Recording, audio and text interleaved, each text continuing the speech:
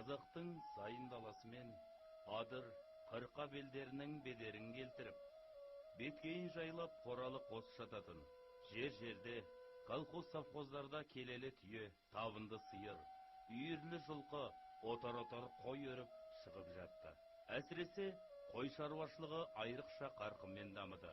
Тіпті әр кеңсенің маңдайшасында қойдың тұяғын 50 миллионға дейін жеткіземіз деген жалынды ұран ілініп тұратын. Бірақ бүгінгі фильм мүлдем бұл жөнді емес.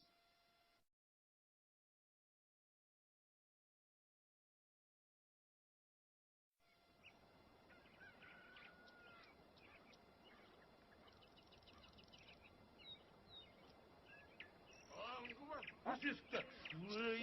Кеңнің! Аңғыбас, аш есікті! Қашанға дейін дейсің? Осыдан дейдім-ау! Күйгенде! Ей, бүгін келінсіз келме! Бүгін келінсіз келдің, онда үйге кірмейсің. Күнді келін әкелем, күнді келін әкелем. Қарашай мұнай, анау алып қойған орамал сап-сары болып жайалып қайналып келетін болды ғой. Көршілерден ұят қой. Күніге түс көреді, түсінде сен келін әкелгеніңді көреді. Ей, осыдан келін әкеме, өзім үйленем сенің орныңа. Ей, пәдеріңе нәлеті.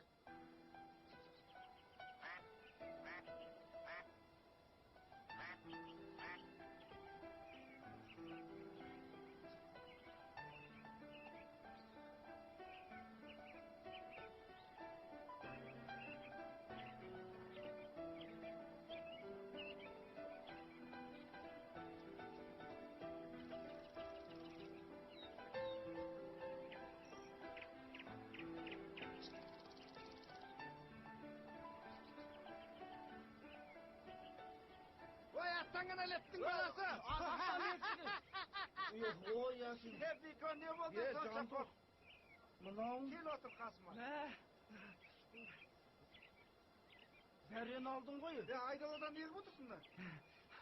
Атам осы точно кіргізбейді. Атаңды да түсінуге болады ғой енді. Сен атаң жалғыз патронсың ғой, Бекон. Патрон? Қандай патрон? Енді жалғыз тұяғы дегенім ғой. Атаңдан немене сүйрісі келеді дегенде. Жасың болса 30-ға келді, 40-қа дейін сыр бойлап болып жүрмекшісің бе? Кімді алам мен? Маған тиетін қыз бар ма? Жоқ, қайсы тауып берші. Жоқ, әлде сен тиетін маған. Менде нем бар ей? Айналаның бәрі қыз болып қарасашы көзіңді ашып. Үйлендім, жан-жақтан қоймадыңдар ғой бар. Қыз жоқ дейсің, ана кім сен? Маржанды аласың дейсің бе? Қай Маржан? Кәдімгі өзіміздің Маржан? Қайсы анау Сегізбайдың қызы ма? Сол, біліп тұрсың ғой. Оның қай жерін алайын деп жүрсің? Теміз ғой, есікке де сыймайды. Ертең оны кіргізіп алып, жанында ұйықтап жатқан кезде атам екеуміздің үстімізге түсіп кетсе. Онда басқа бөлмеде жат. Жөні түзу әңгіме айтшы дос. Көңіл күй болмай отырғанда. Сөйлеші. Әшірәлінің қызы ма? Ола бар ғой. Тамақ беріп сенің туаласың. Ертең үйге қонақ келсе, құмырсқа ұстап шай беріп жүрме? Бекой, енді одан басқа қыз жоқ қой. Оның үстіне ана 72-дегі секретарь арыз екен ғой. Кім айтты оны саған? Елдің бәрі біледі, атама дейін біледі оны. Саған секретарь сөз айтты ма? Бәрі біледі оны. Ол өтірік мақтана береді. Ол не қылмаған тіршілік иесі бар ма екен бұл заманда? Оның сөзіне мән бермей-ақ сол қызды аласышы. Жандос болмайды. Бекон. Не? Қапшағайға бармайсың? Қандай айға? Қапшағайға. Ол жерде жартылай жалаңаш қыз-қырқын деген жетеді. Соны біреуін алып кетеміз. Кәдімгі Қапшағай ма? Кәдімгі Қапшағайшы өзіміз барып жүрген. Ол жердің түбі ғой, қалай барамыз? Машинаға жол алып па, Бекон? Кімнің машинасымен барамыз? Өзіміздің Ерболшы, содан сұрап көреміз. Ерболдан жанып кеткен жарты ши сұрашы. Қыстың күні қар бермейтін адам. Ол жағын өзіме жіберші. Ол бармайтын шығар, бағана шөпке барам деп. Айтпақшы, Қапшағайда бағана айтты ғой, шынымен жартылай жалаңаш қыздар жүре ме?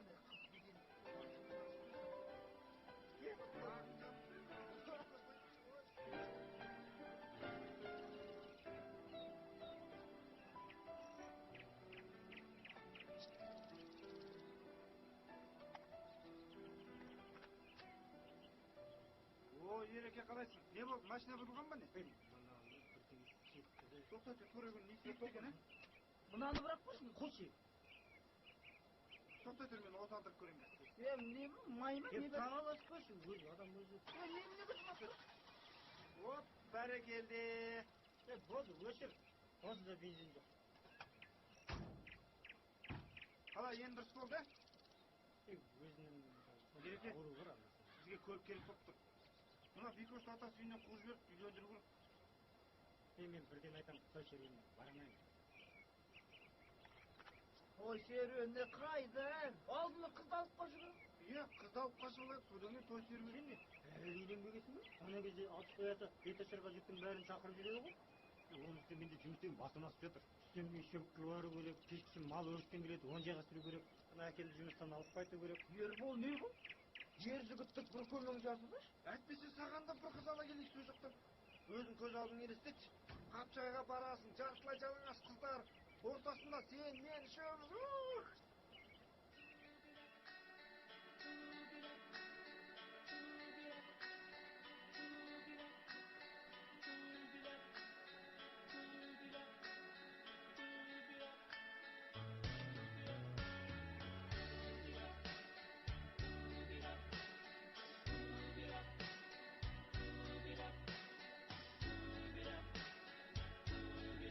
Ереке, не болды саған? Жарып кетсе кеттік. Оппа, бәрекелді, кеттік онда. Кеттік қояды. Әкеші, мен айдайшы. Қой, Мен күн бойы жүрсің ғой, мен айдайсың. Ербол жандос күштайыз машина берші, аға жандос. Жарайды, кет. Дұрыстап айдайын. Давай, тез, отырыңдар, кет. Мен жарайды, оны артына отыра беремін.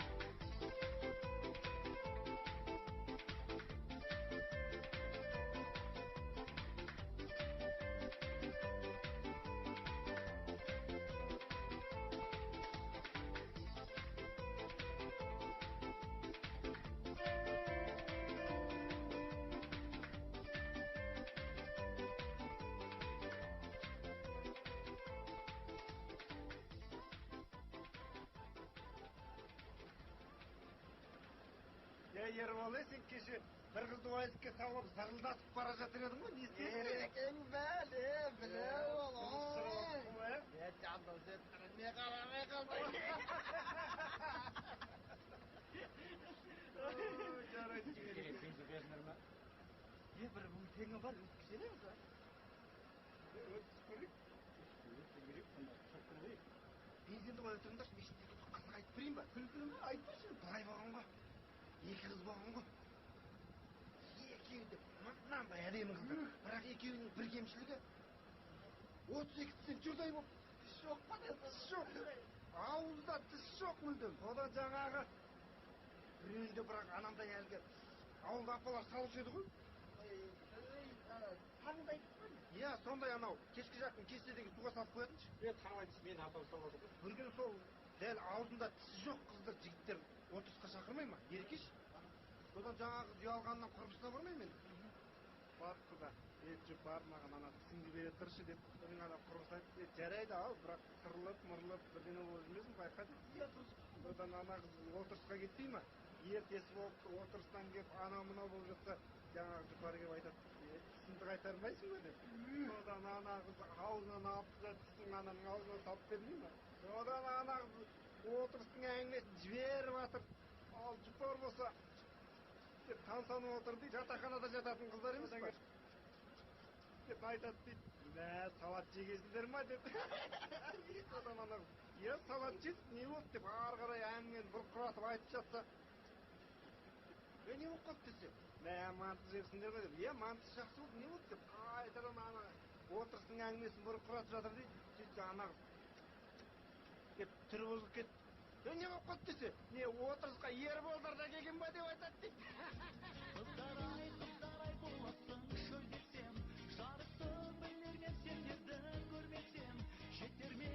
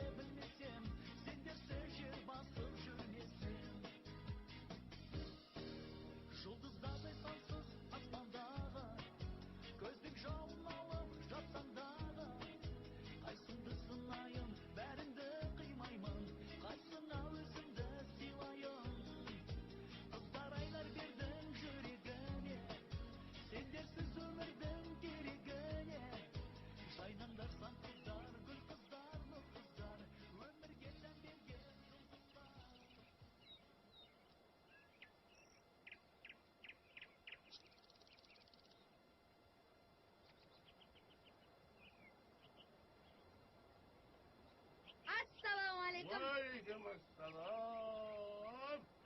Үлкен азамат бол. Сен өзі кім баласы дейді? Білесіз ғой, Кім баласы өзіңе? ата, ғашық болып қалғансыз ба? Біреуге.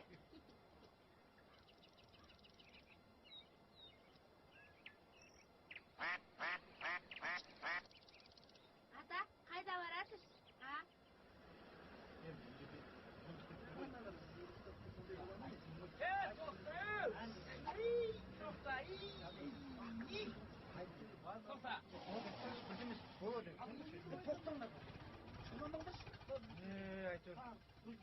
Қазір өзім тыңдап келемін. Қазір өзім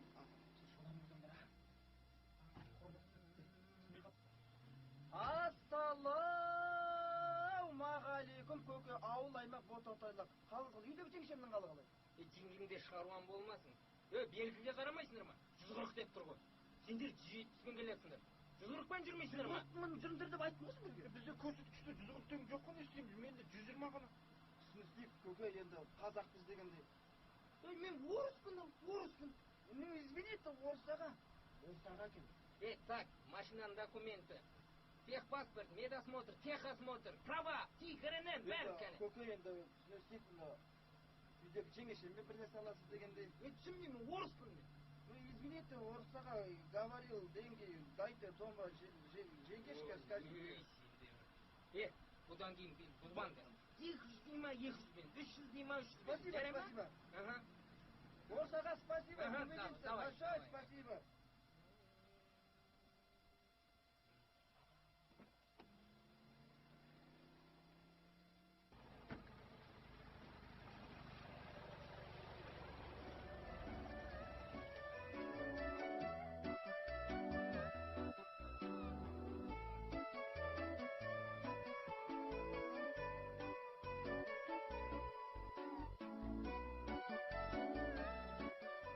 Қалай ереке?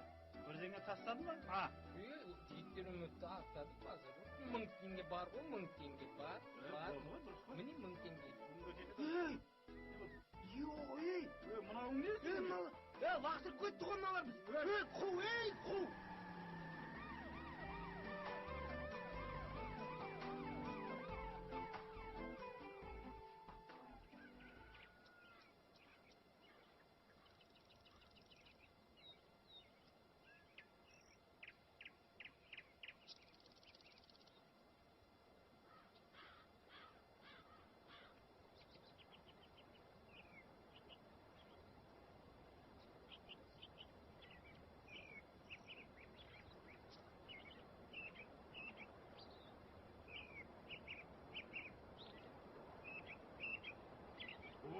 Құрдас, аман ба?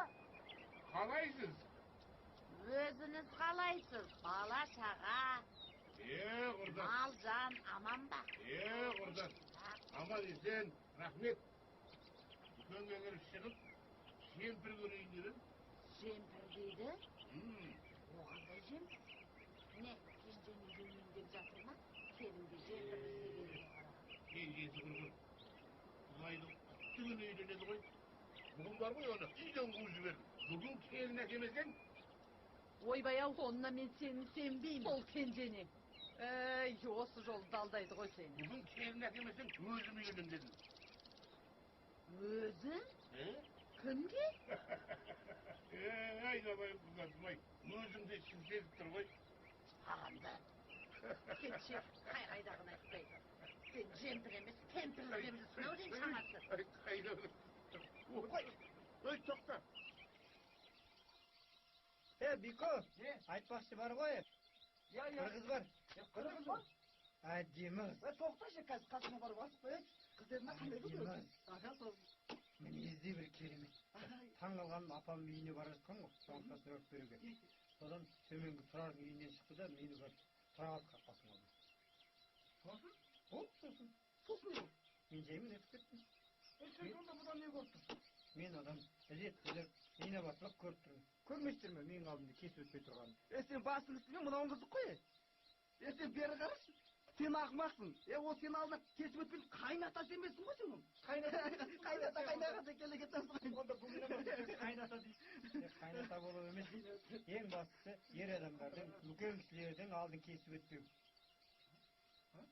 Яғни әдепті келін болады деген сөз. Атаның да, сенің де, біздің де алдына кесіп өтпейді. Онда ол жақсы қыз деші. Осындай әдемі қыздар қайдан көрмей қалған ғой. Жігіттер,